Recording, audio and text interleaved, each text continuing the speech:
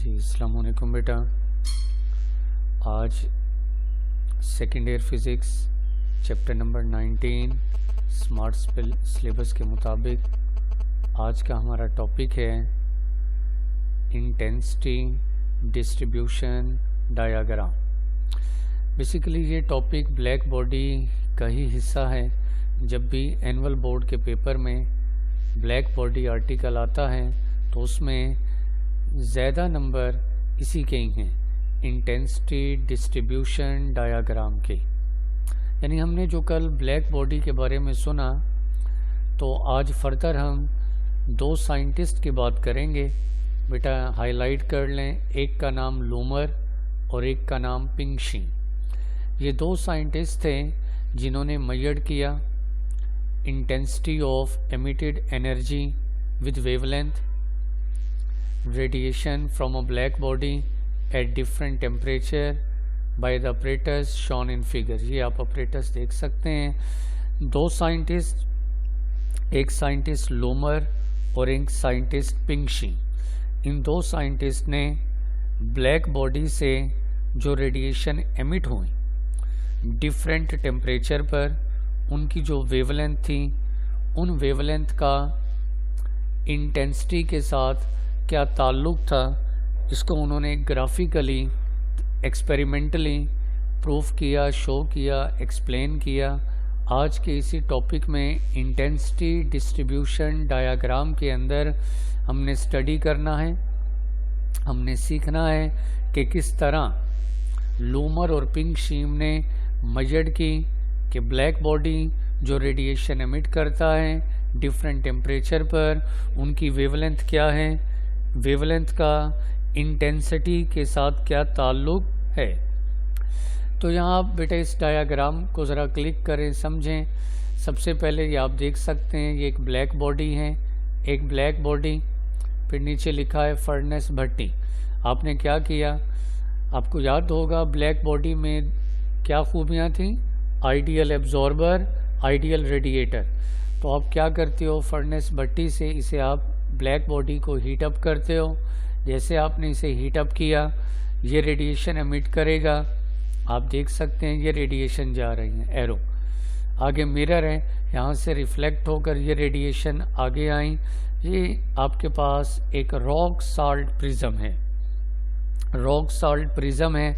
यहाँ पर वैसे तो आम प्रिज्म ग्लास का है, लेकिन यहाँ ग्लास के बजाय जो प्रिज्म बनाया रखा गया वो रॉक साल्ट प्रिज्म है, क्योंकि ये एक्सपेरिमेंट हाई टेम्परेचर पर किया गया। तो हाई टेम्परेचर के लिए ग्लास सूटेबल नहीं था, इसलिए उन्होंने हाई टेम्परेचर के लिए कौन सा प्रिज्म बनाया, rock salt prism.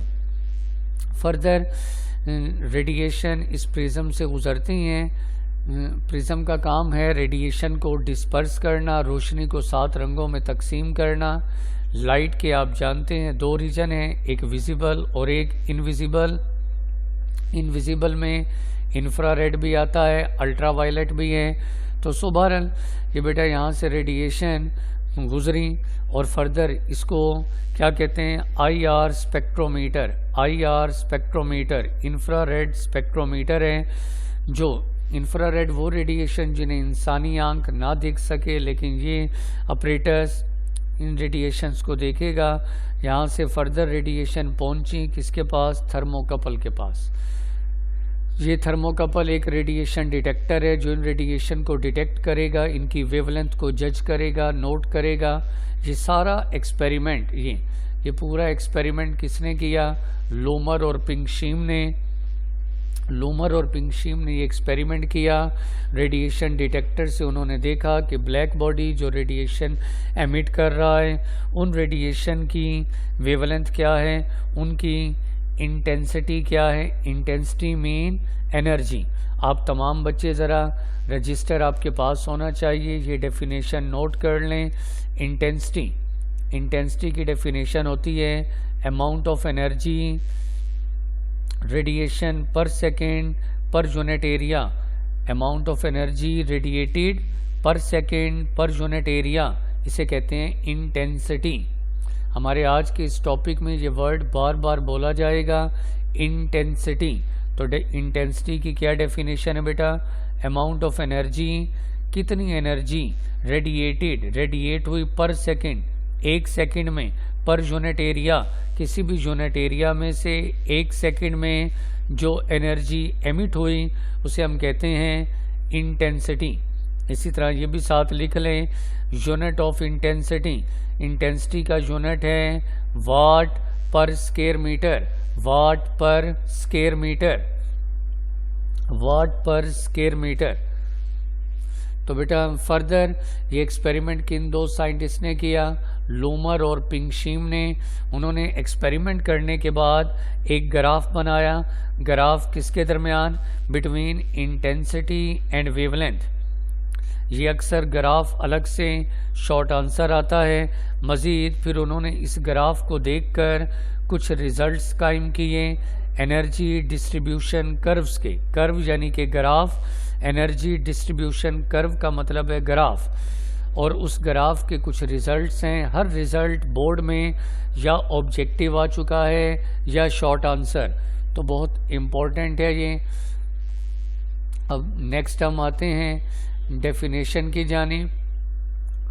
The intensity distribution diagram, ये आपके सामने बेटा ये साइड पर आप देख सकते हैं, ये आपके सामने ग्राफ सा नज़र आ रहा है। अगर आपको ग्राफ यहाँ क्लियर नज़र ना आए तो टेक्स्ट बुक में भी बाकायदा बना हुआ है, वहाँ से भी आप देख सकते हैं। लूमर और पिंगशीम ने जो एक्सपेरिमेंट किया, उस एक्सपेरिमेंट से जो नताइज सामने आए, ये आपके सामने ग्राफ है। ये ग्राफ किसके दरमियान है? इंटेंसिटी और वेवलेंथ के दरमियान। आप देख सकते हैं along X axis wavelength lambda है और along Y axis intensity. Intensity और वेवलेंथ के दरमियान जो कर्व्स हैं, जो ग्राफ है, इसको आज हमने फर्दर डिस्कस करना है जी। The amount of radiation emitted with different wavelength, आप इस ग्राफ में देख सकते हैं डिफरेंट टेम्परेचर पर रेडिएशन एमिट हुई। टेम्परेचर पहली जो कर्व है ये है 1000 केल्विन के लिए, दूसरी कर्व 1250 केल्विन के लिए या 60 होगा, तीसरा है 1450, चौथी कर्व 1650 केल्विन के लिए, और ये फर्दर ये वाला रीजन ये है विजिबल रीजन, ये वाला ये विजिबल रीजन है बेटा। ये विजिबल रीजन के लिए भी हैं, वो भी शो किया गया है। डिफरेंट टेम्परेचर पर जी, डिफरेंट टेम्परेचर पर जो रेडिएशन एमिट हुई उनकी डिफरेंट वेवलेंथ है। इन तमाम को हमने सीखना है, समझना है। इस कर्व को क्या कहते हैं? Energy distribution curve, energy distribution curve. Further अब आते हैं फैक्ट्स, फैक्ट्स यानी कि results of energy distribution curve. अब बात होगी रिजल्ट्स की, कि जो आपके सामने ग्राफ है, इस ग्राफ के जो नताइज हैं एनर्जी डिस्ट्रीब्यूशन कर्व, इनके रिजल्ट्स, इनके नताइज पर बात करेंगे जी। बेटा हेडिंग बनाकर आपने ये शो करना है। हर एक अलग से एक शॉर्ट आंसर है या ऑब्जेक्टिव है, ठीक है जी। तो पहला पॉइंट, पहला रिजल्ट हाईलाइट कर लें। एट अ गिवन टेम्परेचर, किसी एक ख़ास गिवन टेम्परेचर पर the energy is not uniformly distributed, energy is not uniformly distributed in the radiation spectrum of the body. पहला पॉइंट क्या है? हर एक गिवन टेम्परेचर पर जो एनर्जी है वो मुकम्मल तौर पर यूनिफॉर्मली डिस्ट्रीब्यूट नहीं होगी। एनर्जी का मतलब, यहाँ क्लिक करेंगे आप, एनर्जी का मतलब क्या है? इंटेंसिटी। मैंने आपको इसीलिए अलग से लेक्चर में इंटेंसिटी की डेफिनेशन बताई। तो इस टॉपिक में जब भी वर्ड एनर्जी का आएगा, कितनी एनर्जी रेडिएट हुई पर सेकेंड पर यूनिट एरिया, ये है इंटेंसिटी। तो यहाँ पर एनर्जी का मतलब क्या है? इंटेंसिटी। कहता है हर एक गिवन टेम्परेचर पर एनर्जी यानी कि इंटेंसिटी यूनिफॉर्मली डिस्ट्रीब्यूट नहीं होती। आप इस ग्राफ पर गौर करें बेटा, ये पहली कर्व देखें, ये पहली कर्व 1000 केल्विन के लिए। ये आप देख रहे हैं कर्व, इसमें आप देख सकते हैं कर्व पहले ऊपर जा रही है। कर्व के ऊपर जाने का मतलब है इंटेंसिटी बढ़ती है। फिर यहाँ इंटेंसिटी पीक पर आई, उसके बाद फिर आप देखें तो यहाँ पर अब ये कर्व नीचे आ रही है, मतलब इंटेंसिटी कम हो रही है। तो हर एक गिवन टेम्परेचर पर आपको एक डिफरेंट कर्व नज़र आएगी। दूसरा टेम्परेचर है आपका 1250। तो आप देखें ये कर्व देखें, कर्व ऊपर की जानिब है, इंटेंसिटी यानी कि एनर्जी बढ़ रही है। फिर यहाँ एनर्जी कर्व नीचे आ रही है। तो ये पहला पॉइंट आपको क्लिक होना चाहिए कि हर एक गिवन टेम्परेचर पर एनर्जी का मतलब क्या, इंटेंसिटी। एनर्जी मुकम्मल तौर पर यूनिफॉर्मली डिस्ट्रीब्यूट नहीं हुई, कभी एनर्जी ज़्यादा डिस्ट्रीब्यूट हुई, कभी कम। आप देखें, अगर सपोज करें कि अगर एनर्जी यूनिफॉर्मली डिस्ट्रीब्यूट होती, अगर एनर्जी यूनिफॉर्मली डिस्ट्रीब्यूट होती तो ये कर्व, ये हॉरिजेंटल, तो ग्राफ आपका हॉरिजेंटल स्ट्रेट लाइन बनता, हॉरिजेंटल स्ट्रेट लाइन। लेकिन ये कोई भी कर्व देखें, ये हॉरिजेंटल स्ट्रेट लाइन नहीं है। हॉरिजेंटल स्ट्रेट लाइन ये शो करता कि इंटेंसिटी यानी एनर्जी कांस्टेंट है, यूनिफॉर्म बराबर। लेकिन आप देख सकते हैं हर एक गिवन टेम्परेचर पर कर्व की अरेंजमेंट आपके सामने है। कर्व वाज़े बता रही है कि एनर्जी हर एक गिवन टेम्परेचर पर एनर्जी यूनिफॉर्मली डिस्ट्रीब्यूट नहीं हुई। दूसरा पॉइंट है, ये अलग से शॉर्ट आंसर बनेगा, what is Wien's displacement law, what is Wien's displacement law. तो इस दूसरे पॉइंट पर अब हम क्लिक करते हैं, समझते हैं। At a given temperature, at a given temperature, हर एक ख़ास टेम्परेचर पर the emitted energy has maximum value for a certain wavelength lambda maximum. कहते हैं दूसरा पॉइंट क्या है, हर एक गिवन टेम्परेचर पर जो एनर्जी एमिट हुई, जो रेडिएशन एमिट हुई, उन रेडिएशन की एक वेवलेंथ होगी, मैक्सिमम वेवलेंथ। दूसरा पॉइंट क्या कहना चाहता है, हर एक गिवन टेम्परेचर पर जो रेडिएशन एमिट हो रही हैं, उन रेडिएशन की वेवलेंथ मैक्सिमम, एक मर्तबा वेवलेंथ मैक्सिमम ज़रूर होगी, वेवलेंथ मैक्सिमम ज़रूर होगी। अब वेवलेंथ हर एक गिवन टेम्परेचर पर एक मर्तबा वेवलेंथ मैक्सिमम ज़रूर होगी। बेटा इस ग्राफ पर दोबारा आते हैं। जैसे देखिए पहला टेम्परेचर है 1000। अब 1000 केल्विन पर आप ये देख सकते हैं, ये इस जगह जहाँ आपको ये येलो स्पॉट नज़र आ रहा है वीडियो में, 1000 केल्विन टेम्परेचर पर यहाँ इस जगह वेवलेंथ मैक्सिमम है। अगर मैं इस को बिल्कुल सीधा नीचे लेकर आऊं तो ये मैक्सिमम वेवलेंथ समझे ये 3 पर है, ये मैक्सिमम वेवलेंथ 3, यानी 1000 केल्विन पर जो मैक्सिमम वेवलेंथ आपको मिली है वो है 3। इसी तरह दूसरा टेम्परेचर था 1250, तो 1250 टेम्परेचर पर, ये 1250 टेम्परेचर इस जगह, इस टेम्परेचर पर ये आप स्पॉट देख रहे हैं, ये स्पॉट शो करता है मैक्सिमम वेवलेंथ। और ये मैक्सिमम वेवलेंथ 1250 टेम्परेचर पर, ये वाला ये बेटा ये 1250 टेम्परेचर पर ये मैक्सिमम वेवलेंथ, ये समझिए मैक्सिमम वेवलेंथ 2 पर आ गई, ठीक है। इसी तरह 1450 पर आप देख सकते हैं ये मैक्सिमम वेवलेंथ, ये मैक्सिमम वेवलेंथ नीचे लेकर आ रहा हूँ तो ये अब कहाँ पर आ रही है, 1 और 2 के दरमियान आ रही है, ठीक है। इसी तरह 1650 इस टेम्परेचर पर अब जो वेवलेंथ है, मैक्सिमम वेवलेंथ है, अब वो है 1 पर। तो आप देख सकते हैं हर एक पर्टिकुलर गिवन टेम्परेचर पर बेटा एक मर्तबा वेवलेंथ मैक्सिमम ज़रूर आ रही है, हर एक गिवन टेम्परेचर पर एक मर्तबा वेवलेंथ मैक्सिमम ज़रूर आ रही है जी। This law states that the wavelength corresponding to the maximum intensity of emitted radiation is inversely proportional to the absolute temperature.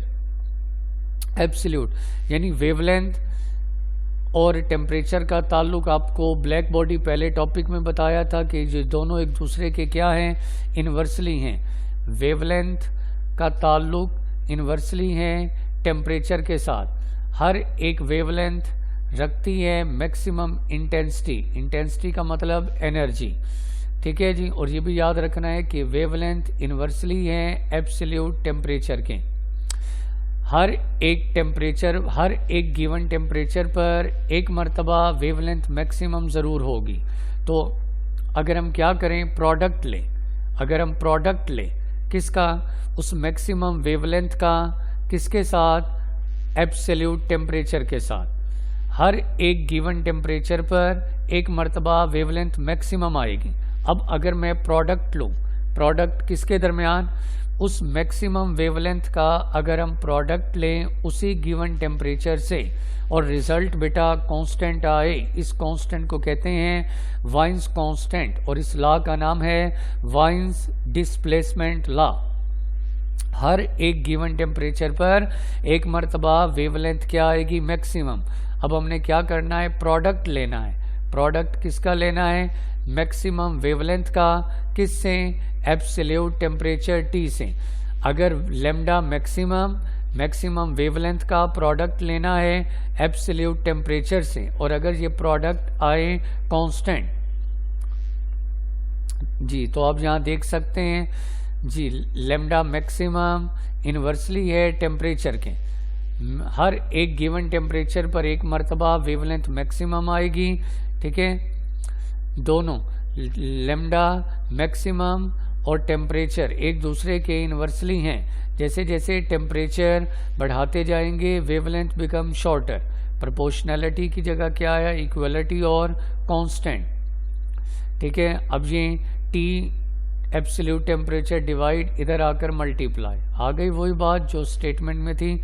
Lambda maximum T, इन दोनों का प्रोडक्ट किसके इक्वल आए, कांस्टेंट के। आपने प्रोडक्ट किसका लिया, मैक्सिमम वेवलेंथ का, उस खास पर्टिकुलर टेम्परेचर पर इन दोनों का प्रोडक्ट कांस्टेंट है।